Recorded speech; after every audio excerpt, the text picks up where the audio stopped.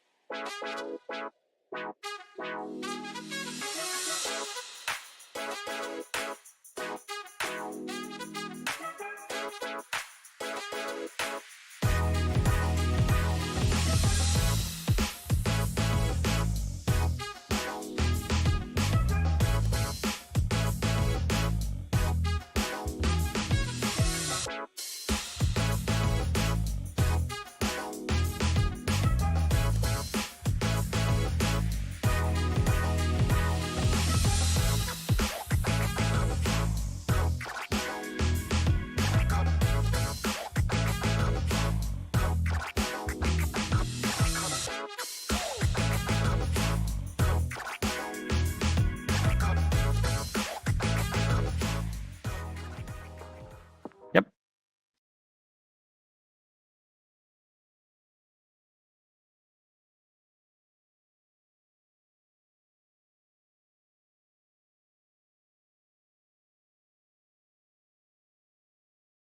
Nice. Right. So let's test the lights.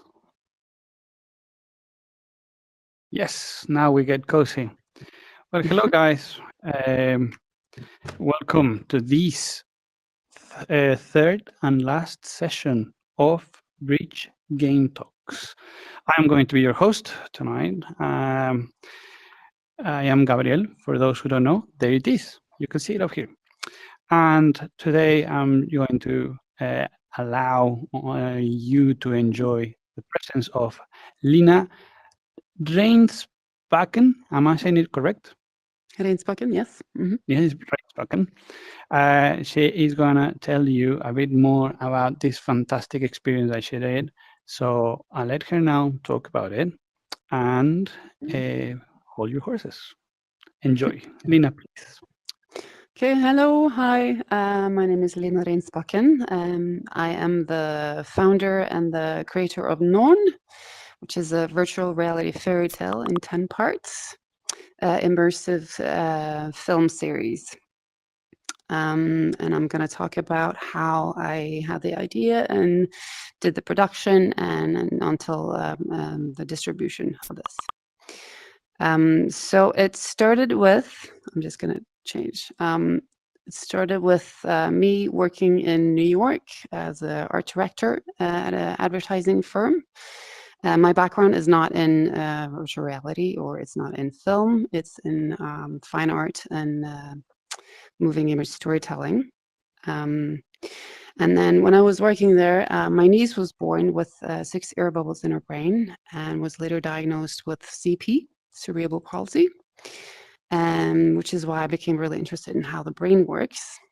And I started reading up on neuroscience, and I had this idea of what if I made a little fairy tale about this little brain cell that travels through the brain, and then that way it kind of explains for Linda, my niece, how the brain works without her knowing how to read, because we didn't know if she was going to be able to talk or walk or anything.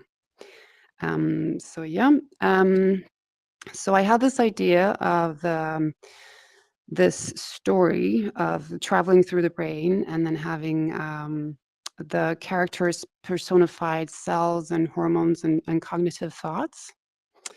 And here you can, and I merge, I figured out if I merge brain's anatomy with neuroscience and Norse mythology, it can make it a little very interesting fantasy world.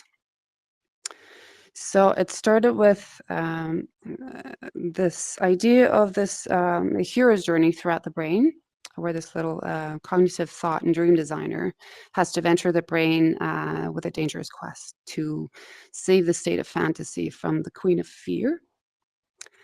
And I was working on this for a few years. Had this idea at the back of my head. While I was working in New York, I went back to Norway. I kept on having this idea, started doing all these concept arts for it. It takes a little time for it to load. But yeah, so I did a lot of concept art, a lot of this whole world building at the back of my head for a long time, and then I figured I have to go and do something about it. So I went back to London to study and do a master's degree in moving image storytelling, and I developed the idea further.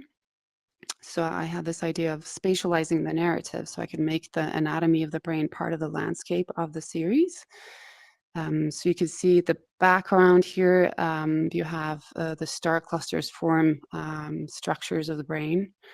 And then I made this, hold on, I need to change photos. This little, hold on.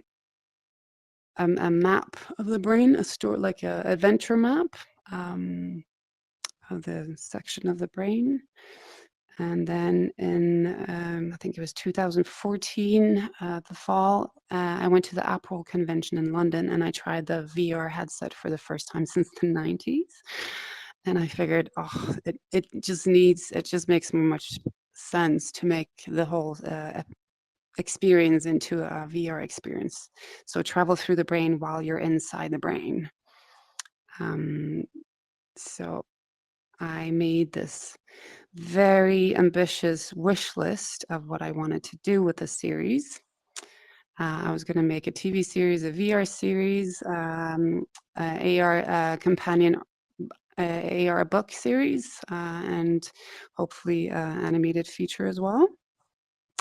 So I didn't know where to start, so I figured I'll just make some animation out of my concept art. And I made, let me just show you a trailer that I made without knowing how to animate. I just made a quick animation with my concept art, and that's how I had some proof of concept to start off with. I'm going to show you the trailer. Once upon a time. Oh, sorry, that's the wrong one. Hold on. It should be this one on this. No, it's this one.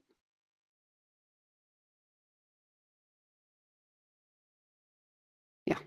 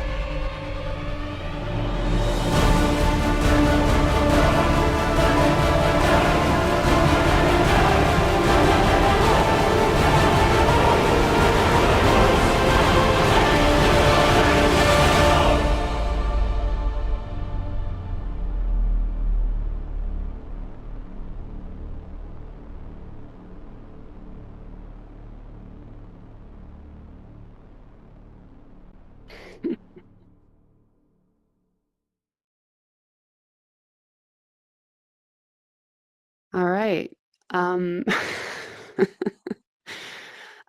So then I had to start pitching it around to try and get some funding for this. I actually went to a lot of different meetups in London, where I was living at the time. But then I had to go back to Norway for shoulder surgery. So I started going to meetups here, and that's how I met the guys over at Breach, the founders, and we did a little demo. And then I showed the demo, and then I showed this video as proof of concept at different festivals. I went to CrossFit. I'm just going to skip through them, but I went Cross Video Days. I went to a VR Now convention in Berlin.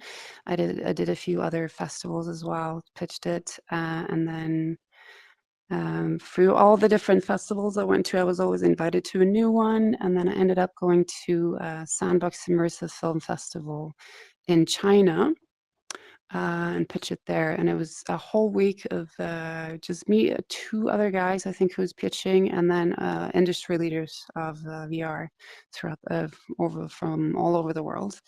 And that's how I met John Canning over at Digital Domain. He was head of the VR AR new media department, and he loved the project and he wanted to collaborate.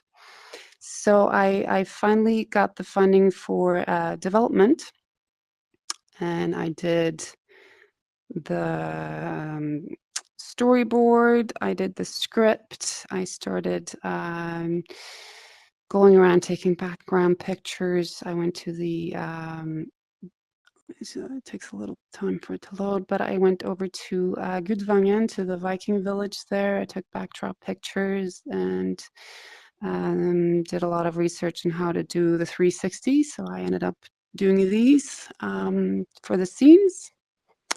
And after a long time of going to co-production labs, I went to a few, one in Norway as well, Pellestova, I can't remember the name of it now, a few other in China as well. I found my team eventually, and with the Digital Domain and Norsk Film Institute and Midtnorsk Film, I finally got my funding to start the production.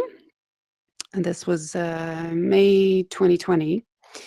And I started with just doing collaborating with Digital Domain, with who did all the 3D characters. And I had to like research what kind of headset I wanted to have it on. And back then it was made sense to have it on the Quest. So all the characters had to be low poly. And then this was the final results of the characters. And we were all set to do production, go to LA for the motion capture studio there. But then, of course, the famous pandemic started. So I had to pivot the production plans and figure out a way to do this without traveling.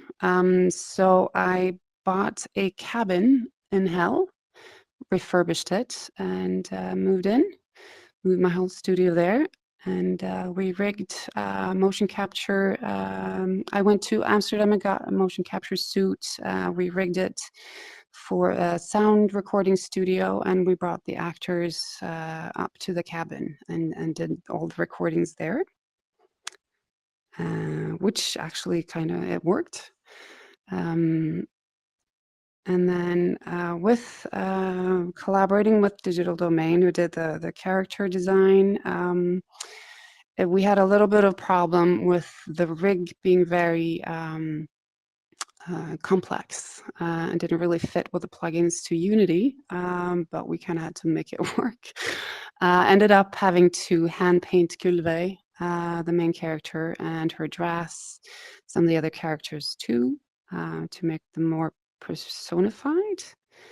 And then I had to do well, all of which I have never done any of this before, so we just have to like learn by doing. So I figured all the night skies would have to be hand painted, the dome, so I used 3D coat.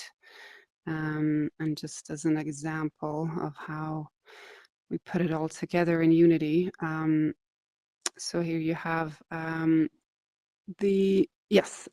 so you have the sky dome, and then all the images, sorry, all the images of the backdrops are just 2D images made in Photoshop that I put in layers, and the foreground would be 3D images. And then the final results would look like this. Right. So we had a few different scenes. We had to add a lot of like visual effects, but they all had to be very limited. We had to bake the lighting because it all had to be packed down to fit the headset, which was a little bit of a shame, but we did make it work. And once it was finished, I started doing this year. I started doing a round of different festivals around the world.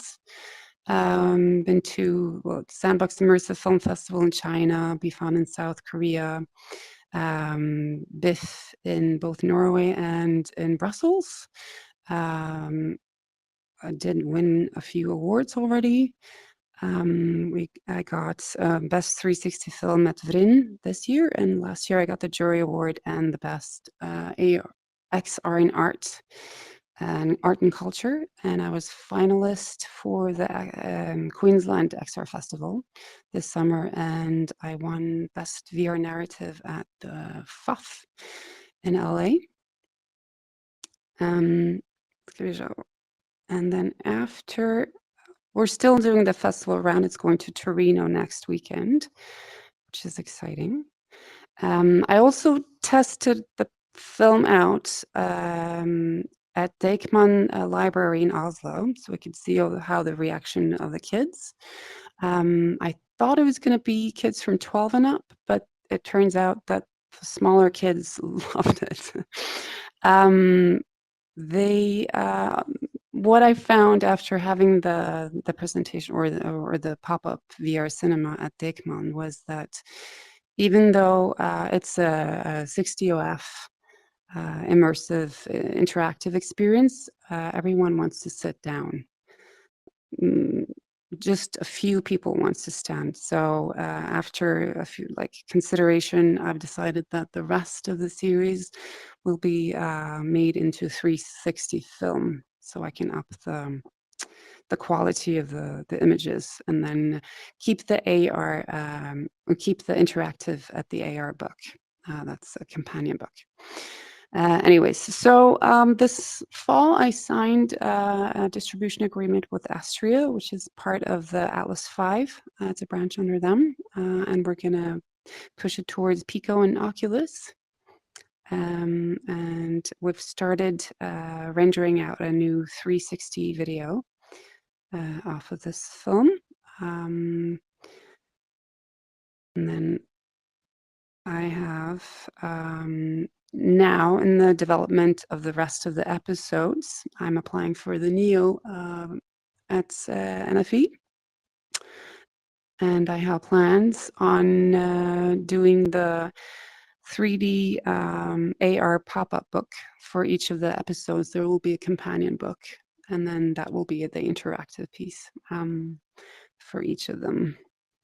So that's in development. I'm going to show you now, before I finish, I'm going to show you the trailer for the film that's finished. The first episode is as part of the hero's journey. This first episode is kind of leading into answering the call to adventure. So you're being summoned to the Norns, and they're asking you to help Gulve. Starting? Yeah. Once upon a time, in a brain not far away, there was a young and imaginative thought named Gulve.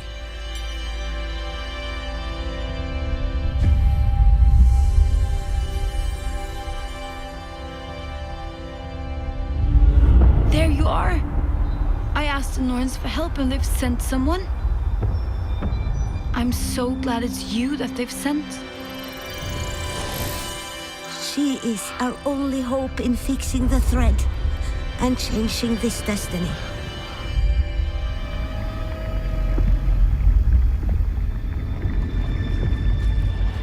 But she is in grave danger.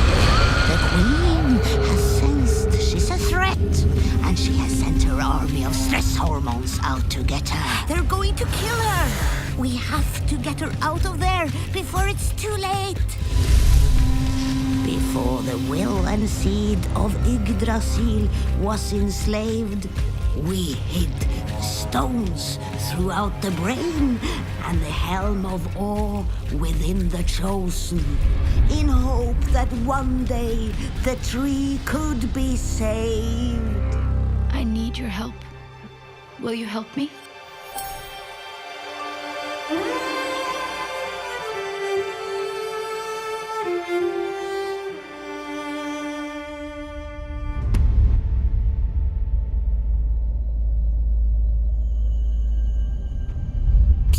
I just want to wish you good luck and remind you to never give up, but to also make clear that the dark fibers are a necessity in life. We all experience ups and downs, but we mustn't be discouraged because at the end of the day, the darkness helps us become who we are. And overcoming the darkness essentially makes us stronger. For you see, the dark fibers as well as the bright are all part of life's rich tapestry.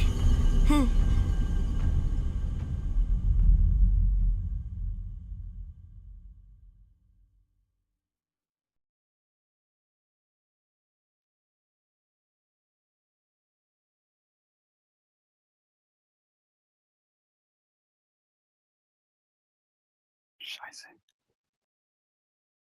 Yeah. Hey, I Hi. think we lost Lina for a second. Oh, there she's back. Hi, here I am. Sorry, I don't know what happened. A quick disconnection. No worries, Lina.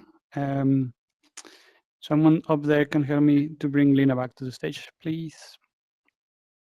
Our production team at the back, they're always Oh, there you go. here, keeping our back up. Okay. We actually finished to see the video, so that was. You finished it. All right. I don't know what happened. Okay. And then give you some.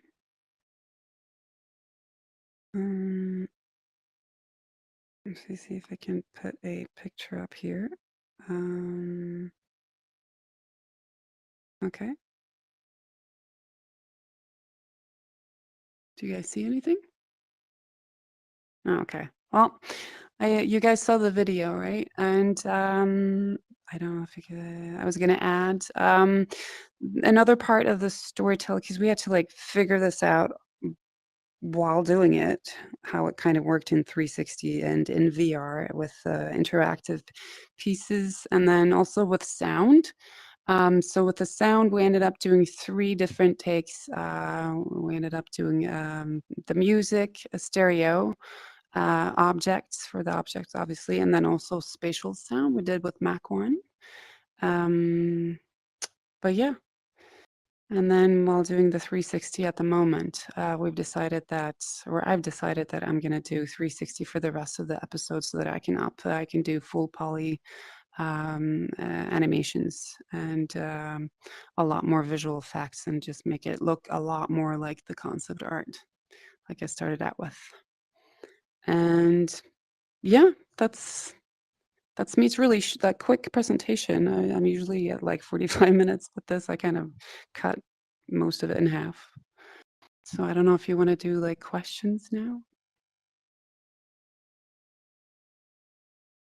Yeah, well, thank you very much for that, Lina. Yes, usually we have a little session of here questions and answers. It's an amazing, pretty much, yeah. Oh, yeah, pretty much it's your image and all your artwork is very, very impressive, very cool. And yeah, it was quite a nice experience to see all of these. right now, the videos and everything. But first of all, I'm going to ask, is there anyone here in VR that has any question for Lina? Have one there, Olof. Hi. Well, I have seen your presentation before, and I know you talked a bit about how you made or the 3D model process. Yeah. And if I am not mistaken, you got someone to make it for you, and then you had to sort of like process it and make it work with the animations and everything. Yeah. We How had, so I worked with Digital Domain, the team in China and Shanghai and Beijing, who did all the 3D elements, or most of the 3D elements, the character designs. I did the character design. They made it off of my designs. So it was a lot of back and forth, having revisions of them, doing it the way that I wanted them to look. They rigged them and then textured them. And they ended up being very complex, which I love the rigs that they did, but we had some problems with the plugin. So it took a long time for us to actually connect the rigs to the motion capture recordings, and ended up having a lot of clipping and stuff. I don't really know how to do it. So my developer, Nick, who's at Fire Panda up in UK, he had to to sweat it, but we kind of made it work. Yeah. That was so. I was just saying that I was sitting at my cabin in hell and collaborating with the people in China and LA and UK from via internet, just via Skype. That was really interesting, but it actually kind of worked. Of course, right? You were in production during COVID. That was probably one of the most interesting experiences. First time for everything, they say. Yeah. Remind you guys, we have a chat in the live stream, so there are some questions actually coming from the chat, and we have one here asking, where can we try this? So, or he actually completes the question, where can we try this? I don't know. Well, that's the thing. It's not launched yet. I'm part of doing the festival round now, and I don't know exactly when it's going to be launched yet, but hopefully springtime 23. And there might be a pop-up VR cinema in Trondheim in the near future. We'll see. It's not, hopefully, let's cross our fingers. So if that's the case, I'm going to post it all over online. So you'll be able to see it then. Yeah, cool. Cool. I also wanted to see that might also be a dome view, because we're doing the 360. So I'm going to test it out, maybe, hopefully, in Trondheim. So I'll keep you posted on that as well. Cool. Well, I'm going to open again. Any other question from around here in the VR room? No. Okay. Well, we have actually one question coming in from the chat. And it says, yeah, of all the things that you've learned so far, the learning process has been huge. You said it in the presentation, it's the first time that you do something like this. From all the things that you've learned, which one is the hardest or the one that took most of a challenge to learn and or master? Oh, there were so many things. Because basically I had to just figure out on the way by doing it, how the motion capture suit, but I've never tried that before. So I bought the suit, brought it to the cabin. We had one day to test it before we had the main character flown in, Eben, who played the main character, flown in from Oslo. So we had to make sure that the suit was ready and we could record and it worked. So I had to do a test with one other person, and have the team at Exons on standby the same day we had even, just in case something went wrong. So that was a bit nerve-wracking, but luckily we made it work the day before, so we didn't have to call on them for that.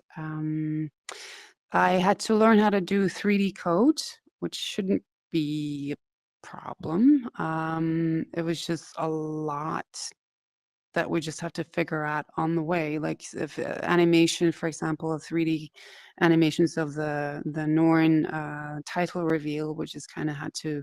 We had another guy who was going to do it, but then he couldn't deliver at the last minute, so we had to kind of figure out a way to do that as well. The music was a big issue, or the spatial sound, because it was a bit overwhelming to do a score for a animation film that lasts 25 minutes. But we figured if we do it the same way that I do my animations, which is just layers and layers of photos on top of each other and kind of blend them together using illustration. So we have this idea of what if we do that with the music as well. We have little snippets of what we want to have to emulate or to amplify the theme or the feeling of the scene, and then just kind of stitch them together. And yeah, it kind of worked as well. What else? Definitely the rigging was a bit of a hassle. I'm still not happy with the rigs. Like there's some broken fingers here and there and some clipping that I kind of want to finely tune. For the next version, like the next film, I'd want to make a bodysuit for the actual actors to wear, so that, for example, the character who plays, or the actress who plays Gulve is slim, whereas Gulve has hips. So her hands, where she's like standing, having her hands down, they clip through the dress. So just do little alterations to make sure that that doesn't happen for the rest of the episodes. Stuff like that. And I'm sure there's going to be other problems that kind of comes as we go along. But yeah, it's been a steep learning curve, but it's been very interesting and very rewarding and fun. We've only been 3 people mainly working on it. So it's been a little small team, but a lot of good collaboration and fun to work with. Yeah.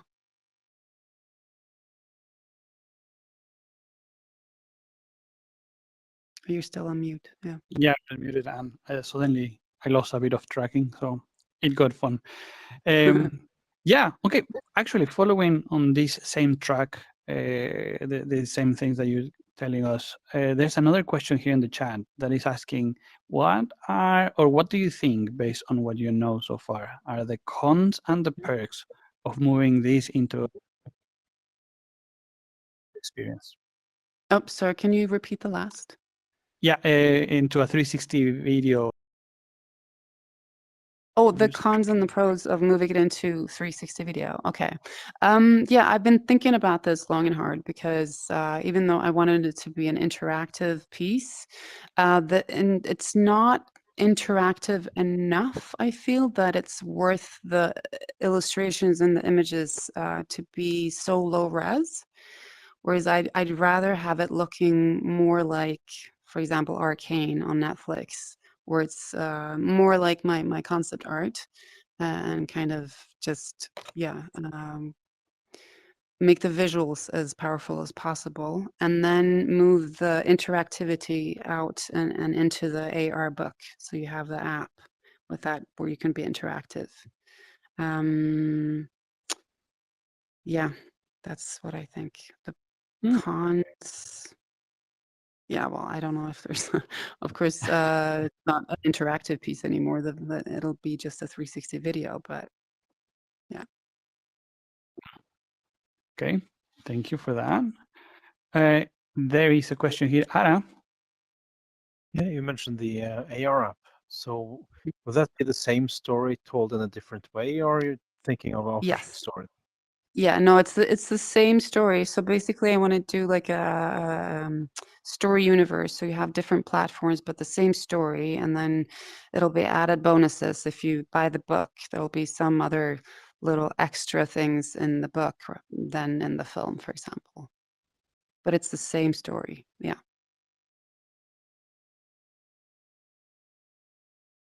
I saw another hand. Yes, Olaf again. I could probably ask like a million questions. Because like you have been going through the whole process so in depth, and I know you've done some user testing, like you were testing it and seeing like how people responded. What sort of changes did you end up making through those, if any? Yeah, the big change is that I've decided that I want to do 360. Since everyone is sitting down anyways, I feel like the interactivity, at least in this film, isn't kind of worth the low raz of it. It varies, like yeah, it's very different to see grown-up people watching the film rather than the small children. The grown-ups kind of sit there and just look straight ahead, whereas the younger kids, they want to go up, move around, even like try to kiss Gulve or the, and very yeah, interactive, more interact with the characters. That's really sweet. Yeah. I love it. Kids are great. I didn't really, like, initially I thought it was going to be more for like 12 and up, but then after the Dakeman library pop up to like VR cinema, it turned out it was small kids down to like 5, and they just loved it. They loved the experience of, even though some of them were so scared they started crying, they didn't want to take the glasses off. They still wanted to see the experience the whole thing through, and they would yell and scream and try to kick the Norns and stuff. But yeah, no. So that was very interesting to see Oh, that younger kids kind of, yeah. Curiosity was bigger than Yeah, fear in those cases. Yeah. exactly. Yeah. And well, you've been doing this all over the world, right? Yeah. I mean, you've been traveling, showing your work, and do you get the same reactions everywhere, or have you seen a bit of difference between here and there? It just depends. Like if it's a VR film festival, they're used to VR, but if like in Brussels, for example, it was a horror fantasy film festival, so they weren't as enthusiastic as I thought they were going to be, but they still love the fantasy aspect of the film, the ones that came and saw it. It seems to be it seems to be fit the market in China, for example. I think maybe because they're really into VR, and also they love Norse mythology and any like Norse or Nordic design. So that's a big plus. But yeah, no, so far it's been really good feedback, and they seem to love the visuals of it, and they like the concept, and they want to see more. Yeah. Cool. You were mentioning just a couple of minutes ago that you want to build a universe, and you have a lot of stories still out there. But are you still building them? Have you already built them? What is the process there? Yeah, I just touched briefly on it. At the moment, I'm doing a outline of all the episodes because I have the whole fairy tale in my head and in several notebooks, but I just need to finish the script and do all the concept art for them so we can start the production. I have a few production companies that are interested in co-production, so that's really interesting and exciting. I can't tell anyone who it is yet, but we'll see. So yeah, at the moment I'm applying for the NFE NEO to get some funding to finish the script writing. I've got some really interesting script editors on board as well, and some visual effects producers who are tied to it, and some art consultants and stuff. So it's very exciting. I also have a couple of book publishers who are really interested in doing the companion AR book. My developer has already done a few AR book apps, so we're really happy and pleased to like start that process as well. Once we have the series, the VR series in production, we'll think of we'll develop the apps to the AR book as well at the same time simultaneously. So that's yeah. Cool. Cool. So are there any other questions here? We have probably time for one more question. Nothing here. Okay, the chat is catch up at the moment. So we have one more that we had from someone else that was asking, how do you stay motivated? How do you stay motivated to keep doing all of this? I think it's because it's such a passion project, and I am very determined to like do it. And I've been doing it for so long, I've decided that I'm just gonna go for it. And even though I'm like living in a cabin in the woods of hell with no running water, I'm never gonna give up on this. I'm just gonna pull through. So that's my motivation. I want running water in my cabin, and then I want the whole story universe to be alive. Real. From a little cabin in hell. Yeah, it's made in that's a cozy little town. Yeah, that's the perfect line. Where did I? Amazing. Well, Lina, thank you very much for your time and showing us all of this. This is the end of this session, guys. I hope everyone here enjoyed it. We also hope at the stream that the stream just moves suddenly. Oh, there it is now. Say bye to the camera, and we'll be closing this session of Bridge Game Talks. Thank you very much, guys. Woo! Yeah. I think that went very well. Yeah, it went all right. Yeah. Even though I was like